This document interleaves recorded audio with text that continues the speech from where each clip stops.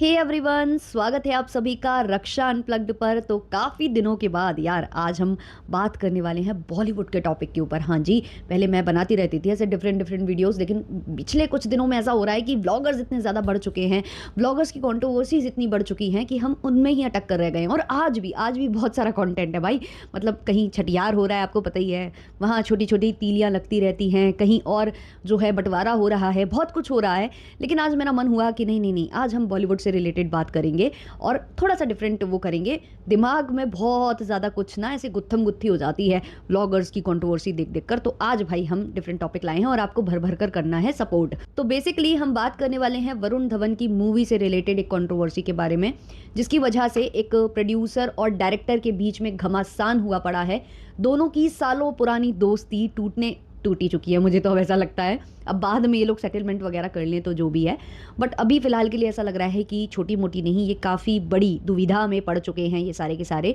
तो क्या है पूरा मैटर डिटेल में एक्सप्लेन करेंगे, शुरू करेंगे, लेकिन उससे पहले लाइक शेयर सब्सक्राइब हाइप कर देना। बहुत ही ज़्यादा लाइक और हाइप करना यार, अगर आपके पास हो तो ज़रूर देना। आज संडे है, हाँ संडे है, तो देखो कल से नए हाइप आएंगे, तो आज जितने हो सके ना इधर लुटा देना।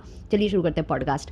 तो देखो, वरुण धवन की एक मूवी आ रही है जवानी तो इश्क होना है। तो वरुण का डेब्यू हुआ था, जैसा कि आपको पता है, स्टूडेंट ऑफ द ईयर, जो कि करण जौहर के प्रोडक्शन हाउस में बनी हुई थी। तो इसके साथ उनका डेब्यू हुआ था। इसके बाद उन्होंने अपनी फादर की मूवी में काम किया एज अ लीड एक्टर, और मूवी का नाम आप जानते ही हैं, मैं तेरा हीरो। मैं कोई भी बायोग्राफी नहीं सुनाने बैठने वाली हूँ वरुण धवन की, मैं बता रही हूँ कि उन्होंने कैसी कैसी मूवीज में काम किया। तो यहाँ से क्या हो गया ना कि लव स्टोरीज और इस टाइप की मूवीज में इनको ज्यादा कास्ट किया जाने लगा। बीच बीच में इन्होंने एक्सपेरिमेंट किए हैं जो अच्छे गए हैं, लेकिन उसके बाद भी अगर बार बार इनको ऐसी मूवीज में कास्ट किया जाए जिसमें ऑडियंस इनको देखना पसंद ही नहीं कर रही है, लोग बोलने लग जाते हैं कि कभी ये गोविंदा को कॉपी करते हैं तो कभी सलमान खान को। और उसका एक रीजन ये भी है कि ये जो मूवीज हैं ये बहुत ज्यादा 90s से इंस्पायर्ड हैं। कुछ तो आपको पता ही होगा कि रीमेक हैं, जैसे कि आपने जुड़वा 2 देखी होगी, या अभी ये कुली नंबर 1 आई थी। तो ये सारी ना पुराने टाइम की उनका रीमेक करके बना दिया। और इसका मेन मकसद ये था कि डायरेक्टर और प्रोड्यूसर को ये लगा कि ये मूवी तब अच्छा काम कर गई थी तो अब भी अच्छा काम कर जाएंगी। ऑडियंस का काफी माइंडसेट चेंज हुआ है। एक तरफ हम धुरंधर जैसी मूवीज देखते हैं, हम बाहुबली देख रहे हैं, हम केजीएफ देख रहे हैं, तो उसके आगे ये 90s वाली मूवीज में कोई भी स्पार्क नहीं है। ये अब समझना होगा कुछ डायरेक्टर्स और प्रोड्यूसर्स को, ये वहीं अटके हुए हैं और अपना लॉस करवाते हैं और लोगों का, ऑडियंस से कई गालियां भी खाते हैं। तो इनको अपने आप को अपग्रेड करने की ज़रूरत है, लेकिन ये ऐसा करने को तैयार ही नहीं है। तो बेसिकली हुआ क्या था कि वरुण धवन की मूवी एक आई थी कुली नंबर 1, जो कि ऑब्वियसली आपको पता है कि वो रीमेक मूवी थी। अब ये जो डायरेक्टर और प्रोड्यूसर की जोड़ी है, ये उस वक्त भी गोविंदा की मूवी के लिए दोनों साथ में आए थे, और यहाँ पर वरुण धवन के लिए भी ये दोनों साथ में आए, जो कि हैं वासु भगनानी, जो कि प्रोड्यूसर हैं, और इनके फादर डेविड धवन, जो कि डायरेक्टर हैं। अब इन दोनों ने मिलकर ये डिसाइड किया कि कुली नंबर 1 पर काम करते हैं। ये तब चल गई थी तो मे बी आज भी चल जाएगी। किसी को थोड़ी भी पसंद ये मूवी नहीं आई थी, और इस मूवी पर काफी ज्यादा नुकसान हो गया था। जो प्रोड्यूसर है वासु भगनानी, उनका। अब जो वासु भगनानी और जो डेविड धवन है, इनकी जोड़ी काफी ज्यादा फेमस रही है। गोविंदा के साथ इनकी तिगड़ी काफी चली है और बहुत ही इन्होंने सुपर डुपर हिट मूवीज दी हैं। नंबर 1 वाली सीरीज काफी ज्यादा इन्होंने साथ में की है। जो वासु भगनानी है और डेविड धवन है, इन्होंने जब कुली नंबर 1 पर काम किया था, तो वासु भगनानी ने कि ये मेरा बेस्ट फ्रेंड है, ये सोचकर इनके पूरे मतलब इनको सौंप दिया था सारा कार्यभार, जो डेविड धवन है उनके ऊपर सौंप दिया था, और कहा था आपको जितना जो यूज करना है, जितना पैसा आपको लगता है ठीक, आप उतना मतलब यूज करिए। ऐसा कुछ इनके बीच में डील हो गई थी। तो वासु भगनानी ने उसमें ज्यादा ध्यान नहीं दिया। 70 करोड़ के लगभग जो पैसा है वो जो डेविड धवन है उन्होंने खर्च कर दिया था, वासु भगनानी ने ऐसे क्लेम्स किए हैं। अब 70 करोड़ मूवी पर लगे, मूवी फ्लॉप हो गई, आपको पता ही है। 27 करोड़ का जो लॉस है वो वासु भगनानी को फेस करना पड़ा था।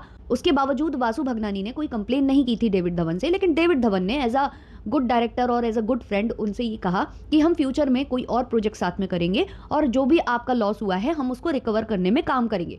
वासु भगनानी ने भी इसको लाइटली लिया, ये सोचकर कि भाई बिजनेस है, कभी चलता है कभी नहीं चलता है, कभी मूवीज अच्छी चल जाती हैं कभी नहीं चलती, नहीं चली ये वाली। उन्होंने भी ये सोच लिया। दोनों फ्रेंड्स ने, यानी कि वासु भगनानी और जो डेविड धवन है, उन दोनों ने आपस में ये डिसाइड किया, सोचा बैठकर कि हम बीवी नंबर 1 पर काम करते हैं। मतलब यार ये लोग, एक मूवी फ्लॉप नहीं हुई, दूसरी मूवी भी इनको रीमेक ही बनानी है, तो ये डिसाइड करते हैं कि अब हम बनाएंगे बीवी नंबर 1 पर मूवी बनाएंगे। और उसमें ऑब्वियसली ये वरुण धवन को ही कास्ट करने वाले थे, और इसकी जो स्क्रिप्ट है, जो भी तैयार करना था, जो स्टोरी लाइन थी, वो सब पर काम करने वाले थे वरुण धवन के ही भाई, रोहित नाम है शायद उनका, करेक्ट कर देना आप लोग मुझे। तो उन्होंने जो है इसकी स्क्रिप्टिंग का काम संभाला था। अब क्योंकि वासु भगनानी को डेविड धवन ने जबान दे दी थी और उनका जो वरुण धवन के भाई हैं वो इस पर काम भी करने लगे थे स्क्रिप्ट पर, तो वासु भगनानी इस इंतजार में थे कि जल्द ही स्क्रिप्ट तैयार होगी और जल्द ही फ्लोर पर जो है हम काम वगैरह स्टार्ट कर देंगे, जल्दी से मतलब शूटिंग वगैरह इसकी स्टार्ट कर देंगे। तो उन्होंने वरुण धवन के भाई से कांटेक्ट करने की कोशिश की और पूछा कि क्या काम स्टार्ट हुआ है उस मूवी का, मतलब स्क्रिप्ट वगैरह तैयार है या नहीं। तो वरुण धवन के भाई ने इनसे ये बोला, मतलब वासु भगनानी से ये बोला कि अभी कंप्लीट नहीं हुई है स्क्रिप्ट और टाइम लगेगा इसमें। तो वासु भगनानी ने उनको फोर्स नहीं किया कि तुम जल्दी लिख लो, जल्दी कर लो। उनको लगा कि भाई स्क्रिप्टिंग वाला काम है, कहीं इधर उधर ना हो जाए कि प्रेशर में मतलब अच्छी स्टोरी निकल कर ना आए। बाद में राइटर ये भी बोल सकता है कि भाई आपने हमें जल्दी में बोला था तो हमारे घोड़े नहीं दौड़ पाए दिमाग के उतने, तो कहानी उतनी उभर कर अच्छी मैं नहीं लिख पाया। तो ये सब सोचकर उन्होंने फोर्स नहीं किया और क्योंकि इनका फैमिली टर्म्स थे और दोनों अच्छे दोस्त थे वासु भगनानी और डेविड धवन, तो उन्होंने लाइटली लिया इस चीज़ को और उन्होंने वेट करना ज़्यादा सही समझा कि ठीक है बन जाएगी जब भी बनेगी।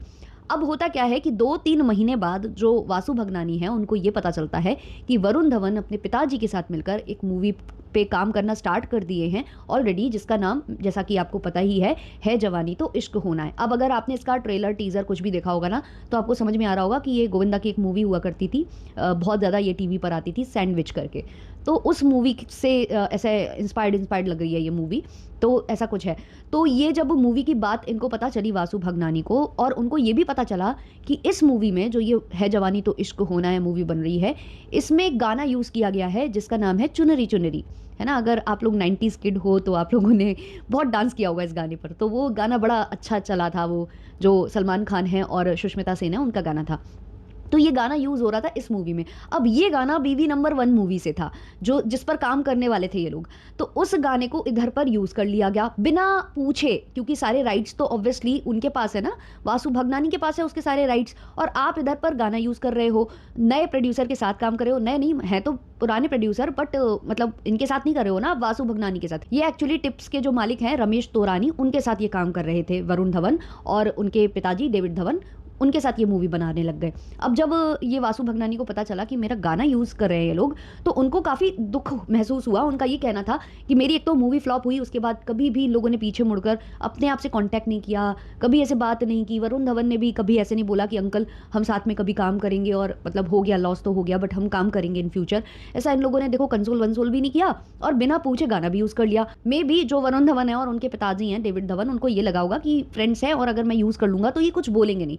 अब वासु भगनानी भी सेम चीज बोल रहे हैं कि अगर ये मुझसे पूछ लेते कि मैं ये गाना लेना चाहता हूं अपनी इस मूवी में, तो मैं इनको दे देता राइट्स, मतलब मैं इजीली इनको दे देता कि भाई आप यूज कर लो। बट बात यहाँ ये आ गई कि इन्होंने मुझसे पूछना भी जरूरी नहीं समझा, मुझे बताना भी जरूरी नहीं समझा, और जो हम काम करने वाले थे वो तो ये भूल गए, ये आगे अपना दूसरा प्रोजेक्ट करने लग गए। इससे कहीं ना कहीं वासु भगनानी को ये हर्ट हुआ कि ये मेरे फ्रेंड थे, ये मेरे बेस्ट फ्रेंड थे, और इन्होंने मेरे साथ ऐसा क्यों किया।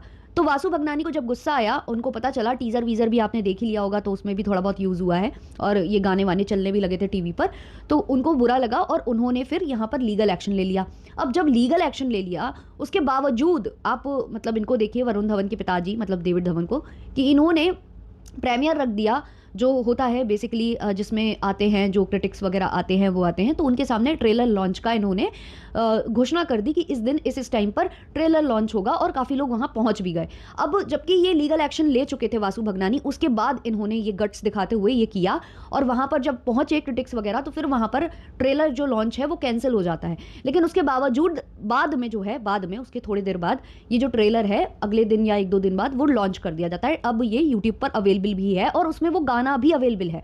और जब ये ट्रेलर लॉन्च हो रहा था तो जो प्रोड्यूसर हैं रमेश तोरानी, उनसे सवाल भी किया गया, जबकि एक दिन पहले वासु भगनानी ने बैठकर प्रेस कॉन्फ्रेंस की थी और वहाँ क्लियरली बोला था, क्लियरली मेंशन किया था कि मेरा लॉस हुआ है और इन्होंने मुझसे कोई भी राइट्स नहीं लिए, कुछ भी मुझसे नहीं पूछा, मुझे बताना भी उचित नहीं समझा, और बिना पूछे हुए इन्होंने जो काम किया उससे मैं बहुत हर्ट हूँ। ये उन्होंने क्लियरली अपने उस प्रेस कॉन्फ्रेंस में बोल दिया था। उसके बावजूद ये ट्रेलर लॉन्च होता है और वहाँ पर जो प्रोड्यूसर है रमेश तोरानी, वो ये बोलते हैं कि हमारा सब कुछ सॉल्व हो गया। लोग पूछते हैं कि आपका ये गाने को लेकर एक कंट्रोवर्सी हुई थी, गाने को लेकर लीगल वीगल चला गया है मामला, तो आप इस पर क्या बोलना चाहेंगे। तो रमेश तोरानी भरी पब्लिक में मीडिया के सामने ये बोलते हैं कि हमारा आपस में सॉल्व हो चुका है और जो बचा कुचा है वो आगे सॉल्व हो जाएगा, तो आप उसके बारे में ज़्यादा ना सोचें। अब ये ईजिली ऐसे बोलकर चले जाते हैं तो सबको लगने लगता है कि मे बी ये फ्रेंड्स हैं, आपस में बात हो गई होगी, आपस में इनमें समझौता हो गया होगा, out of the court settlement इन्होंने कर लिया होगा कुछ दे दिया होगा अमाउंट वगैरह, और इसलिए वासु भगनानी मान गए होंगे, ये सबको लगने लगा।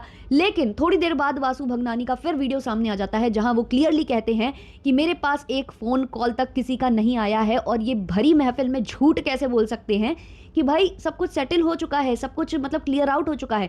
वासु भगनानी ने क्लियरली बोला है कि भाई ये जो गाना है ये मेरा है, राइट्स मेरे पास हैं, और जब आप लीगल चले जाते हो तो कोई भी चीज़ आप पब्लिक में ऐसे नहीं लॉन्च कर सकते हो जब तक कि उसका मैटर सॉल्व ना हो जाए। फिर भी आपने कैसे ये ट्रेलर लॉन्च कर दिया और कैसे ये जो मूवी है ये रिलीज़ का ये डेट वगैरह इसका क्लियर किया जा रहा है। तो वो बहुत ज़्यादा दुखी हैं और यहाँ पर इनका झूठ भी पकड़ा जा रहा है।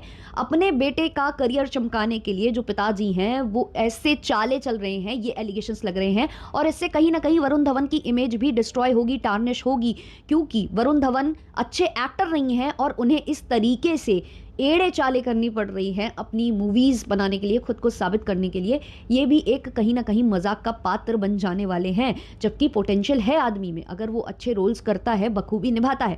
लेकिन इनके फादर ही शायद उनको गोविंदा या जो सलमान खान हैं उनसे आगे बढ़ने नहीं देना चाहते, या उन पुरानी जो स्टोरीज़ हैं जिनको अब 90s किड भी देखना पसंद नहीं करते, क्योंकि वो दिन रात टीवी पर आती रहती थी, बहुत चाटी हैं सबने, चाट चाट कर लोगों के दिमाग में रट गए हैं, डायलॉग्स तक रट गए हैं। उन मूवीज़ को दोबारा कौन देखना चाहेगा? और वैसे भी उनका आप रीमेक बनाओगे तो कभी ऑडियंस पसंद नहीं करेगी, क्योंकि वो ऑलरेडी मास्टरपीस हैं और उस टाइम के लिए वो बहुत बेस्ट थी।